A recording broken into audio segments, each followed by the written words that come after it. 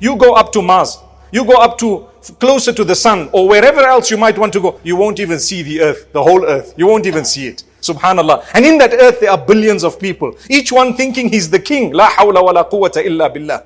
أَوَلَمْ يَرَ الْإِنسَانُ أَنَّا خَلَقْنَاهُ مِن نُطْفَةٍ فَإِذَا هُوَ خَصِيمٌ مُبِينٌ.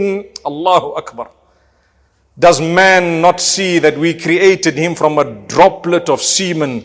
Now suddenly he comes up as an argumentative human being. Who does he think he is? Allah says, you are created from zero. Your value is with your connection with Allah. Nothing else. Nothing else. Inna akramakum indallahi atqakum. The most honored from amongst you by Allah is the one who has the best relationship with Allah. Brothers, sisters, don't be lazy to pray. Don't be lazy to do what Allah has asked you. Life is too short. We will regret the misdeeds and the bad deeds. We've done something in the past that is not good. You can change it. You can seek forgiveness. Allah will wipe it out. He loses or gains nothing by doing that.